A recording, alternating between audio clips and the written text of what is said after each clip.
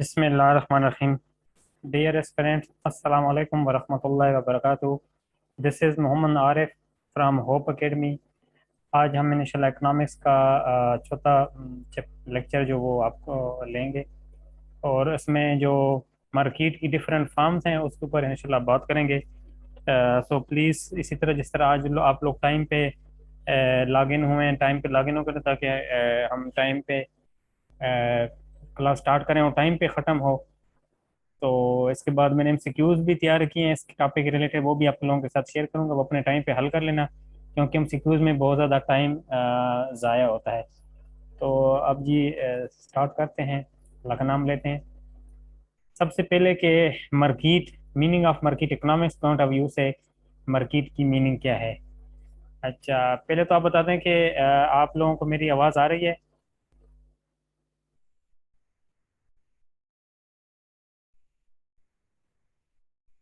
Link तो यार 20 minute पहले शुरू कर दिया था ना, अब कितना पहले भिजवा दूँ। अच्छा, मीनिंग ऑफ मार्केट में, in general the word market refers to the place और an area where buyers and sellers generally meet as to buy and set particulars, to buy and sell particular commodity. Market वो area या geographical location होती है कि जहाँ पे buyer और sellers आपस में इंट्रक्शन कर सकें for buying and selling of goods of particular commodity, किसी भी चीज़ की, जहाँ पे ये साफ तस्वीर भी है। In economics we make use of the term market in a different sense, जबकि ये ऊपर वाली डिफिनेशन जो थी वो एक जनरल डिफिनेशन थी। इकोनॉमिक्स में इसकी डिफिनेशन थोड़ी सी स्लाइटली डिफरेंट है। We make use the term market in different sense, it refers to a particular commodity that is sold and purchased rather than a place or area, कि जिसमें कोई particular commodity, कोई चीज़ या तो sold की जाती है या परचेज की जाती है, तो उसको मार्केट कहा जाता है। ठीक है, वहाँ पे अगर कोई डिफिनेशन आ जाए तो आपको पता होना चाहिए, एग्जामिनेशन पॉइंट ऑफ व्यू से आप लोगों को पता होना चाहिए कि मार्केट, इकोनॉमिक्स में मार्केट को क्या डिफाइन, किस तरह किया जाता है। उसके बाद नेक्स्ट स्लाइड पे जाते हैं कि फार्म, डिफरेंट फार्म्स हैं जो मार्केट, जिसकी बेस के ऊपर मार्केट फार्म्स जो है ना बनाई जाती हैं। आगे फार्म्स जो हैं वो मैं आपको बताता हूँ, लेकिन number of buyers and sellers of the commodity के कितने नंबर ऑफ बायर और सेलर, इसकी बेस पे मार्केट फार्म अख्तियार कर लेते हैं। फिर उसके बाद the nature of the commodity produce by the seller, जो कमोडिटी या प्रोडक्ट प्रोड्यूस किया जा रहा है उसकी जो है ना नेचर क्या है, नेचर के बेस के ऊपर आप उसको क्लासिफिकेशन कर सकते हैं। डिग्री ऑफ फ्रीडम के बेस पे कर सकते हैं, और knowledge, knowledge of the buyers and sellers के ऊपर आप कर सकते हैं। कुरान मजीद में भी है कि जो लोग जानने वाले हैं और जो लोग जानने वाले नहीं हैं उनमें फ़र्क है। जिन लोगों के पास मार्केट की इंफॉर्मेशन होती है वो अच्छे डिसीजन ले लेते हैं, जिनके पास मार्केट की इंफॉर्मेशन नहीं होती वो अच्छे डिसीजन नहीं कर पाते हैं।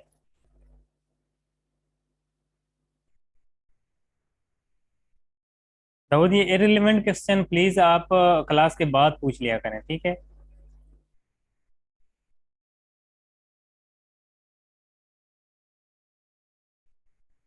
मैं सब आप लोगों को भिजवा चुका हूँ, आप लोग अपनी ईमेल चेक नहीं करते और बार बार इधर कर रहे होते हैं कि मैं, मुझे नहीं मिली है। आपने अपनी ईमेल चेक की है?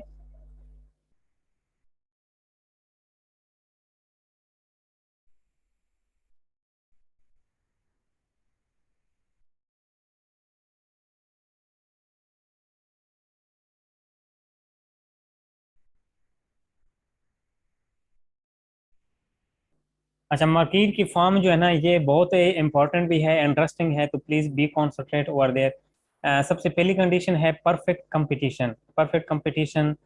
फिर उसके बाद मोनोपोली आ जाती है, फिर मोनोपोलिस्टिक कंपटीशन आ जाता है, और ओलिगोपोली आ जाती है, और ड्यूओपली एक फाइव कंडीशन है जहाँ पे यहाँ पे मिस हो गई है।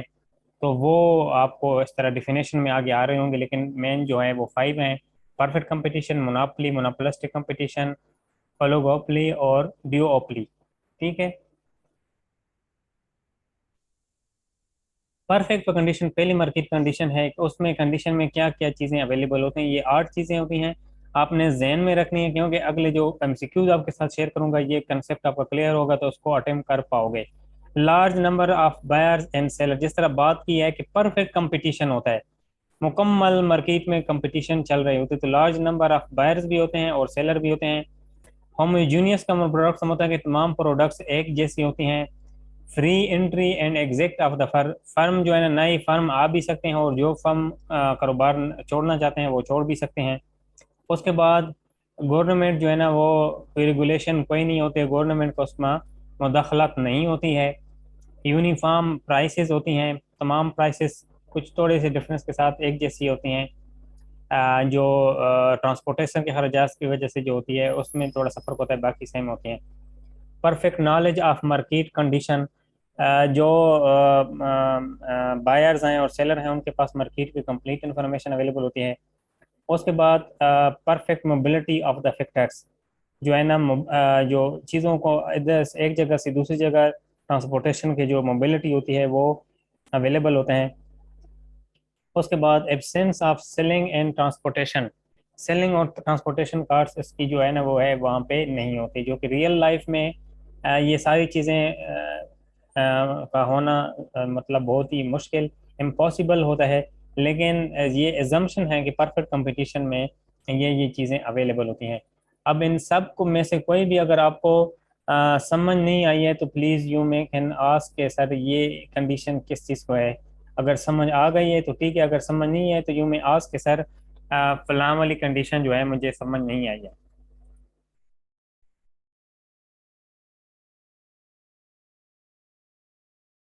मैं आप लोगों से हूँ, अगर आप लोगों को अ, समझ आ गई है तो ठीक है, नहीं तो मैं अगले स्लाइड पे जाता हूँ।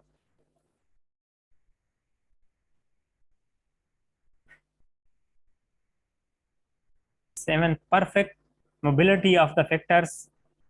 मोबिलिटी होती है कि चीज़ को, सपोज एक चीज़ गवादर में पैदा हो रही है, अब ज़ाहिर है वो आप सेंट्रल पंजाब में या पंजाब में लेके आएंगे तो ज़ाहिर है आपको मोबिलिटी इसके मसला बनेगा ना, आप आसानी से नहीं ले सकते हैं, वहाँ पे सिक्योरिटी के मसाइल हैं, आप गाड़ी नहीं लेके जा सकते हैं। और या कोई ऐसी पहाड़ी एरिया में कोई चीज़ मिल रही है जो पाकिस्तान में लेके आ रहे हैं तो वहाँ पे प्रॉब्लम हो सकते हैं। तो यहाँ पे कहता है कि जब परफेक्ट कंपटीशन हो तो वहाँ पे perfect mobility of the factors, कि आप चीज़ों को जो एक जगह से दूसरी जगह मोबिलिटी के फैक्टर होते हैं वो तमाम को अवेलेबल होते हैं। हो सकता है कि एक एक कंपनी है जिसके पास मोबिलिटी के फैक्टर अच्छी गाड़ियां मौजूद हैं कि वो रेगिस्तान में जा सकते हैं और वो चीज़ ले आ सकते हैं, लेकिन हो सकता है एक कंपनी के पास वो चीज़ें अवेलेबल नहीं है। तो इसका मतलब है कि ये परफेक्ट मोबिलिटी अवेलेबल नहीं है, कि एक कंपनी को तो सहूलत हासिल है जबकि दूसरी कंपनी ये काम नहीं कर सकती है।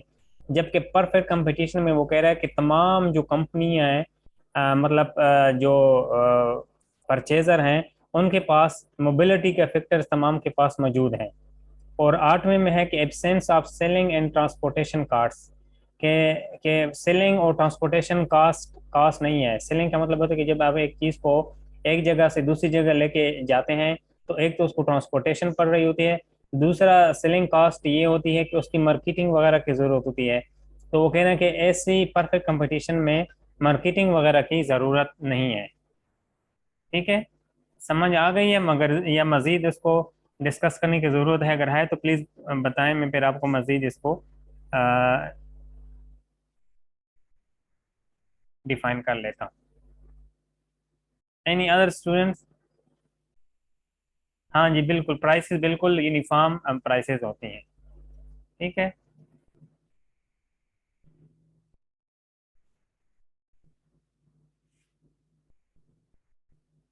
अब सबसे जो परफेक्ट कंपटीशन की हमने बात की है, अब मोनोपोली ये कंडीशन 2 है, यहाँ पे इसके साथ 1 लिखा हुआ है, ये कंडीशन 2 है। और उसके बाद परफेक्ट कंपटीशन के बाद मोनोपोली है। मोनोपोली का क्या मतलब है? Monopoly has been derived from the word two, from the two Greek words monos, which means single, and polos. Polos का मतलब monopolis का मतलब, polos का मतलब which means a seller. A seller, a seller का मतलब है कि उसको फरोख्त करने वाला एक हो। Monopoly is a market situation where there is single seller of a product and has full control over the supply of that commodity.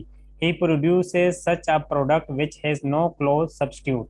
ठीक है, जिस तरह कोई एग्जांपल बताना पसंद करेगा कि मोनापली पाकिस्तान में कौन सा प्रोडक्ट है जिसमें मोनापली हासिल है?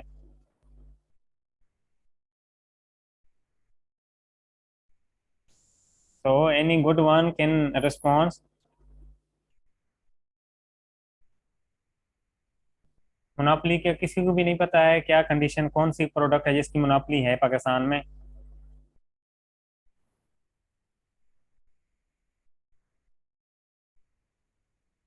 ओके जी, प्लीज रिस्पॉन्स करें।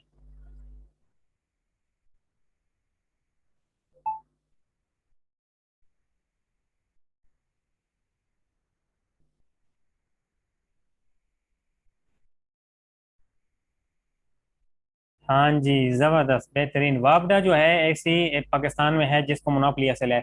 कोई और तो बिजली पैदा नहीं करता है ना पाकिस्तान में, सिर्फ वापडा ही जो बिजली की। तो अगर जिस तरह एक ही सेलर हो और वो ये काम कर रहा है तो उस वक्त मोनोपोली देते। किसी दौर में पाकिस्तान टेलीविजन पीटीवी जो था उसको मोनोपोली हासिल थी, जब इंटरनेट और बाकी सारी ये केबल वगैरह नहीं था तो उस वक्त उसको मोनोपोली थी। एक ही टेलीविजन था जिस पे चल रहे थे, या रेडियो था जो पाकिस्तान टेलीविजन, फिर बाद में एफएम और ये चीजें आ गई।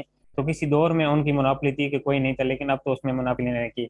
अब बिजली में भी वो वाली लेवल नहीं रही, क्योंकि इंडिपेंडेंट पावर प्रोड्यूसर आ गए हैं, सोलर सिस्टम आ गया, लेकिन फिर भी सोलर सिस्टम भी उसका 100% मुतबादिल नहीं है। ठीक है, तो मोनोपोली की आपको पता चल गया है, इसके ऊपर आपका कंसेप्ट क्लियर है। ग्रीक वर्ड है मोनो, उसका क्या मतलब है? अगर कोई क्वेश्चन आता है तो आपको पता होना चाहिए। Okay, now we will move further. Monopoly की फर्दर क्या कंडीशन में कौन कौन सी फीचर्स होते हैं मोनोपोली के, या इसके फीचर कह सकते हैं, करेक्टरिस्टिक्स कह सकते हैं। कि there is a single seller of the product, there are no close substitute of the commodity. Substitute का मतलब है कि मुतबादिल नहीं होता है। There is restriction on entry और एग्जिट ऑफ अदर फर्म। जिस तरह कोई और कंपनी जो है ना पाकिस्तान में, पहले रिस्ट्रिक्शन थी कि वो नहीं बना सकते, लेकिन अभी उन्होंने इजाज़त दी है कि दूसरी कंपनियां जो है ना वो आ सकती हैं और इस चीज़ को पैदा कर सकती हैं, ताकि वो मुल्क में शॉर्टेज है और वो प्रोड्यूस कर सकती हैं और वापडा को सप्लाई कर सकते हैं, इवन के बाकी लोगों को भी। There is no distinction between a firm and industry under monopoly. ये उसमें फर्म में और इंडस्ट्री में फर्क नहीं होता है, क्योंकि एक ही सेलर होता है। Seller is a price maker. अब देखें ना, बिजली की पिछले दिनों में दो दो दफ़ा प्राइसेस बढ़ी हैं। इस दफ़ा बहुत ज़्यादा बिल आए हैं। तो अगर कोई मार्केट में कंपटीशन होती तो फिर ये चीज़ें नहीं होती। अब गवर्नमेंट को जब भी वो बढ़ा देती हैं तो आप उसके साथ नेगोशिएट जो है ना नहीं कर सकते, वो बढ़ा देते हैं। Monopoly firms earn abnormal profit both in short and long run. Short run और लॉन्ग दोनों में वो एबनॉर्मल प्रॉफिट जो है ना वो अर्न करते हैं। Selling cost are negligible. Selling cost जो होता है वो ना होने के बराबर होता है। उसमें देखिए उनको कोई मार्केटिंग वगैरह करनी पड़ती है। सेलिंग कॉस्ट नॉर्मली ऐसे होती है कि जब चीज़ को आप सेल करते हैं उसके लिए अगर आप सैम्पलिंग कर रहे हैं, मार्केटिंग स्टाफ को मुख्तलिफ जगहों पे आप कर रहे हैं, सर्वे वगैरह कर रहे हैं, एडवर्टाइजमेंट वगैरह कर रहे हैं, तो ये सारी सेलिंग कॉस्ट में आ जाती है। Monopolistic is a capable of following prices discrimination, which mean it can change different prices for its product from different buyers। ठीक है, मोनोपोलिस्टिक जो है ना वो वापडा भी अगर देखें, अगर वो किसी फैक्ट्री को बिजली प्रोवाइड करते हैं तो वो उसे डिफरेंट रेट चार्ज कर रहे होते हैं। किसी नॉर्मल बिजनेस यूजर उसे डिफरेंट चार्ज कर रहे होते हैं, कमर्शियल यूजर से डिफरेंट चार्ज। तो डिफरेंट जो है ना वो प्राइस में उन्होंने डिक्लेमेशन की होगी कि अगर आपका कमर्शियल मीटर है तो उसके चार्जेस और होते हैं, इंडस्ट्रियल कलेक्शन है तो फिर चार्जेस और होते हैं, और कोई फैक्ट्री के लिए स्पेशल कोई कनेक्शन दिया जाता है तो उसके लिए वो अलग ट्रांसफार्मर लगाते हैं। और उनकी रीडिंग भी मल्टीपल टाइम्स होती है ताकि कोई उनकी रीडिंग मिसिंग ना हो। तो ये मोनोपोलिस्टिक कंडीशन होती हैं। मोनोपोली के ऊपर अगर आप लोगों का कोई क्वेश्चन है, कोई चीज़ समझ नहीं आई, यू में आस्क क्वेश्चन, ताकि मैं आपको उसका रिस्पांस करूं।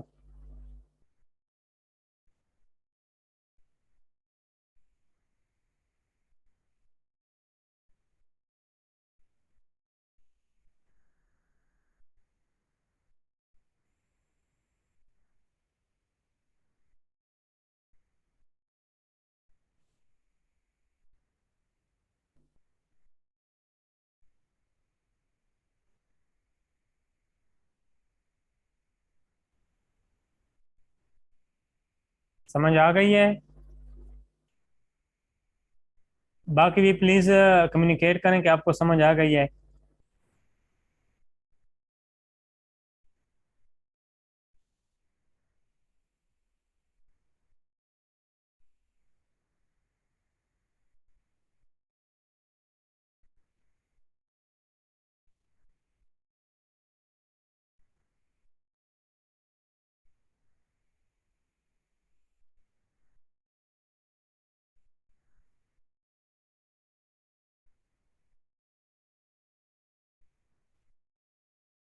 प्लीज़ रिस्पॉन्स करें कि आपको समझ आ गई है। सब रिस्पॉन्स करें ताकि मुझे क्लियर हो कि सबको समझ आ गए।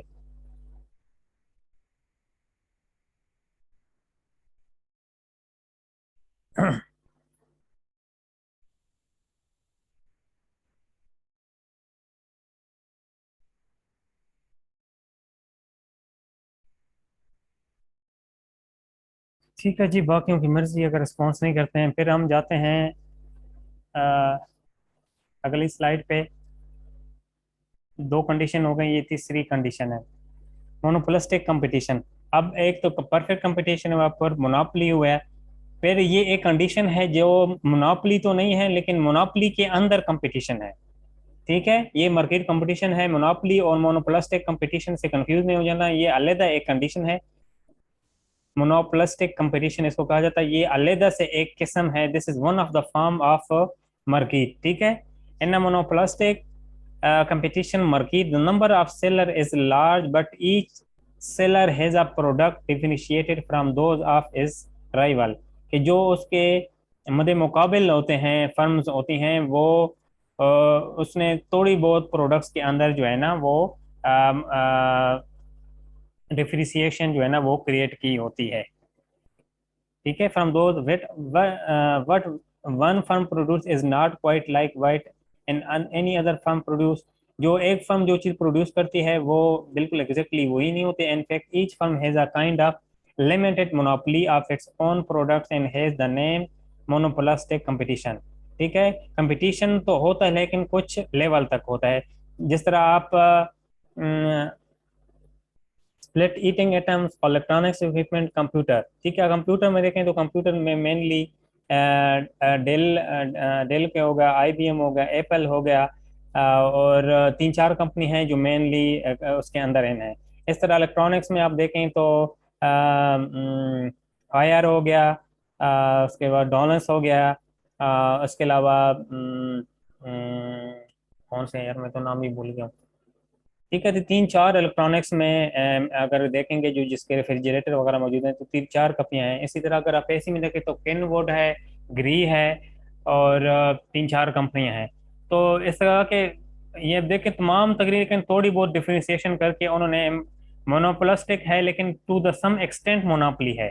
100% मोनोपोली नहीं है। मतलब किनवुड के अगर एसी हैं, ग्री की एसी हैं, और डॉलेंस की भी हैं, है, बाकी कंपनियों को भी है, लेकिन तीन चार कंपनियां जो भी आप प्रोडक्ट दें कि इक्विपमेंट में मैंने बात की है, इलेक्ट्रॉनिक्स में बात की है, कंप्यूटर में बात की है, हायर कंपनी हो गया, डेल हो गया, एचपी हो गया, तो तीन चार कंपनी बड़ी होती हैं जो मैं नॉर्मली मार्केट में चल रही होती हैं, और उनका आपस में थोड़ी थोड़ी डिफरेंशिएशन के साथ उन्होंने काम चला रहा होता है। ठीक है, तो उस इसको कहा जाता है, ये मोनोपोली जो है बिल्कुल एक ही सेलर है। मोनोपोलिस्टिक कंपटीशन होता है कि बायर और सेलर ज्यादा होते हैं, लेकिन वो उनकी डिफरेंशिएशन होती है और वो कुछ थोड़ी बहुत होती है। अब देखें तमाम एसी जो है ना वो एक जैसा का काम कर रहे होते हैं। रेफ्रिजरेटर भी एक जैसे होते हैं लेकिन उसके स्टाइल में कुछ फीचर डाल दिए हैं, वाईफाई डाल दिया है, रिमोट फैसिलिटी डाल दी है, तो उसकी वजह से थोड़ी बहुत उसके अंदर चेंजिंग आ जाती है। ठीक है, फीचर ऑफ मोनोपोलिस्टिक कंपटीशन ये बड़ा इंपॉर्टेंट है from examination point of view. Large number of firm इसके अंदर अवेलेबल होते हैं, प्रोडक्ट में डिफ्रेंशिएशन होती है। ठीक है, ये आपने और मैंने जो आपको शुरू में परफेक्ट कंपटीशन थी उसमें और इसमें थोड़ा बहुत फर्क होता है। अगर कहीं आ जाता है तो आपको पता होना चाहिए। फ्री एंट्री और एग्जिट इसमें भी अवेलेबल होती है। परफेक्ट कंपटीशन जो था उसमें भी अवेलेबल थी, जबकि मोनोपोली में फ्री एंट्री और एग्जिट वो नहीं थी। Individual pricing by firm, her firm जो है ना इंडिविजुअल प्राइस चार्ज कर रहा होता है। जिस तरह अगर आप मैं डॉलर्स की देता हूँ, वो अलग प्राइस अपनी चार्ज कर रहा है, हेयर वाले अपनी चार्ज कर रहे हैं, और ये दूसरा जो है डॉलर्स है वो अलग अपने चार्ज कर रहे हैं।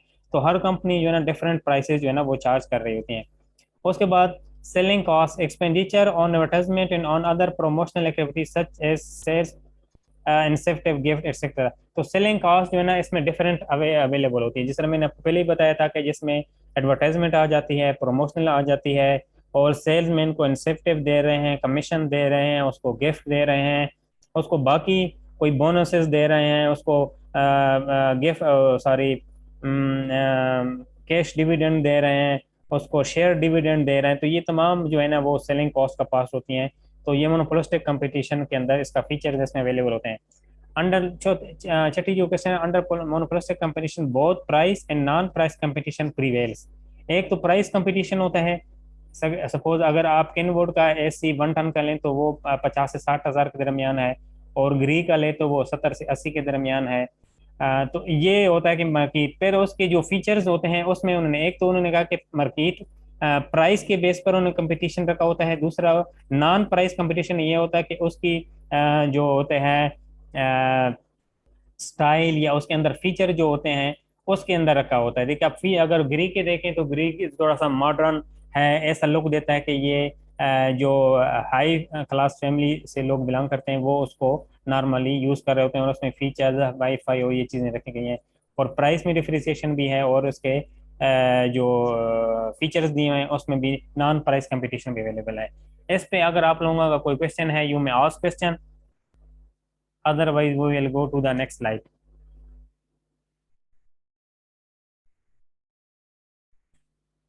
कोई है आपका इसके ऊपर? क्लियर है? बाकी भी प्लीज, अगर किसी को समझ नहीं आती है तो उसको क्वेश्चन करना चाहिए, ठीक है।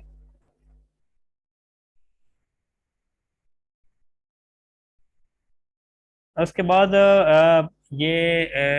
हमने परफेक्ट कंपटीशन पढ़ा है, मोनोपोली पढ़ी है, मोनोपोलिस्टिक कंपटीशन पढ़ा है, और उसके बाद ओलिगोपोली जो है ये पांचवी कंडीशन है। Oligopoly is a market structure where there are only a few producer sellers of a commodity, but more than two producer, के एक से ज्यादा हैं, competing with one another, few means enough number of firms that can keep watch on the action of rivals and behave accordingly. A firm cannot take independent action without taking off and what way its opponent's firm will react. इसमें कहते हैं कि few produce, few का मतलब होता है कि दो से ज्यादा होते हैं लेकिन बहुत ज्यादा तादाद नहीं होते। जिस तरह रेफ्रिजरेटर में तो काफी हैं, लेकिन ये दो से ज्यादा होते हैं, दो से तीन, तीन से चार, पांच होते हैं। लेकिन इसमें जो प्रोडक्ट होता है वो बिल्कुल एक जैसे होते हैं, होमोजीनियस होते हैं। मिसाल के तौर पर रेफ्रिजरेटर में अगर देखें, किसी कंपनी का रेफ्रिजरेटर देखें, दूसरे कंपनी का देखें, थोड़ा बहुत फर्क होता है। फ्रिज देख लें तो थोड़ा बहुत फर्क होता है, इलेक्ट्रॉनिक्स का सामान देख लें थोड़ा बहुत फर्क होता है, कंप्यूटर का सामान देख लें तो थोड़ा बहुत फर्क होता है। तो वो क्या होता है, मोनोपोलिस्टिक कंपटीशन नहीं। लेकिन ओलिगोपोली में चीजें बिल्कुल एक जैसी होती हैं। ओलिगोपोली की फर्दर दो कंडीशन है, वो आपके साथ मैं शेयर करता हूँ तो फिर क्लियर होगा आपको। ओलिगोपोली के फर्दर जो फीचर्स हैं कि इंटर डिपेंडेंस ऑफ फर्म, ये बहुत बड़ा फीचर है कि फर्म्स का एक दूसरे के ऊपर इन्हिसार बहुत ज्यादा होता है। सपोज मैं आपको इसकी एग्जांपल में देता हूँ, जिस तरह आपके पेट्रोल पंप्स हैं या सीएनजी गैस स्टेशन हैं, ये एक अच्छी एग्जांपल है ओलिगोपोली की, ठीक है। कि अगर इंटरडिपेंडेंस ऑफ द फर्म होता है कि कोई तेल की जो पेट्रोल पंप है वो ये नहीं कह सकता है कि मेरे पेट्रोल जो है तमाम पूरे पाकिस्तान में देखिए, जितने भी देख लें या किसी प्रोविंस में है, पेट्रोल पंप का कुछ पैसों के डिफरेंस का सर हो सकता है, 10 पैसे 5 पैसे का फर्क हो सकता है, लेकिन तमाम की प्राइसेस आप मंडी में कहीं भी चले जाएं, तमाम पेट्रोल पंप पे प्राइसेस एक होते हैं। पॉसिबिलिटी होता है कि अगर कोई पिछले दिनों में भी आप देखेंगे तो कुछ पेट्रोल पंप स्ट्राइक में चले गए थे, कुछ ने कहा कि हम इसी रेट पे देंगे। ये 3-4 महीने पहले की बात है जब पेट्रोल का शॉर्टेज आना शुरू हुआ था। तो उस वक्त अगर एक पेट्रोल पंप वाला कहता है कि नहीं मैंने ये प्राइस चेंज करने थे, उनमें कोलिजन का मसला आ सकता है। प्रोडक्ट डिफरेंशिएशन जो है ना वो बहुत मामूली सी होती है। सम बैरियर्स टू एंट्री जो है ना, वो हर बंदा ये नहीं कह सकता कि पेट्रोल पंप फॉलो कर दे। अब firm concentration ratio is more than 50%, ये हमारा कंसर्न नहीं है यहाँ पे, लेकिन ये एक रेशो होती है कि टोटल कंजम्पशन में से उस फर्म की जो कंसंट्रे यूटिलाइजेशन होती है वो मोर देन 50% होती है। सपोज अगर 10 मिलियन की कंजम्पशन है, तो जो फर्म होते हैं वहाँ पे उसकी कम से कम उस 10 मिलियन में से मोर देन 50% उसकी कंजम्पशन होती है, उसका उसको फर्म कंसंट्रेशन रेशो कहा जाता है। ये एग्जामिनेशन पॉइंट ऑफ व्यू से इतना ना आपको समझने की जरूरत है, आपको सिर्फ इसके फीचर्स पता होने चाहिए, ठीक है। पेप्सी और उसकी आपने मिसाल दी वो बहुत अच्छी है। मैं अगली स्लाइड पे इसलिए नहीं बताना चाह रहा हूँ ताकि अगली स्लाइड पे जाऊँ। अब इसके अंदर भी फर्दर दो हैं, एक है प्योर ओलिगोपोली और डिफरेंशिएटेड ओलिगोपोली। एक तो प्योर ओलिगोपोली है, उसमें इसकी ओलिगोपोली की फर्दर दो कंडीशन है, प्योर और डिफरेंशिएटेड। प्योर ओलिगोपोली का मतलब है it is market where the products are homogeneous, ठीक है, होमोजीनियस बिल्कुल जिस तरह मैंने पेट्रोल पंप की बात की, देखें पेट्रोल पंप है या मिट्टी का तेल है या गैस है, तो ये तमाम होमोजीनियस है, एक जैसे हैं। उसमें कोई आप अनलेस के कोई टूल या कोई इलेक्ट्रॉनिक इक्विपमेंट या इंस्ट्रूमेंट उसमें ना लगा लें कि पता चल जाए कि इसकी क्वालिटी क्या है, आप नॉर्मली डिफरेंशिएशन नहीं कर सकते हैं कि ये पेट्रोल है। जब जिस पेट्रोल को भी आप देखेंगे आप ये कहेंगे यही पेट्रोल है, या मिट्टी का तेल है तो ये कहेंगे। तो वो कहते हैं कि ग्लोबली में जो होता है कि जो प्रोडक्ट्स होते हैं वो होमोजीनियस होते हैं। There is mutual understanding between firm, any change and price in one firm has a substantial effect on price of others and cause them to change their price. Example of pure probably are found in such industry as cement, coal, gas, steel, जिसकी मैंने बात की। यहाँ पे petrol pump की बात नहीं है लेकिन वो भी है। अब दूसरी है differentiated oligopoly. Under differentiated oligopoly products are close substitute for each other, price changes by one firm has less. वहां पे प्योर जो ओलिगोपोली थी वहां पे बहुत ज्यादा डायरेक्ट इफेक्ट पड़ता है, यहाँ पे जो डायरेक्ट इफेक्ट है वो थोड़ा सा कम है। Example of differentiated oligopoly are refrigerator, television set, air condition, automobile, scooter, mobile, instant coffee वगैरह, ये इसकी एग्जांपल है।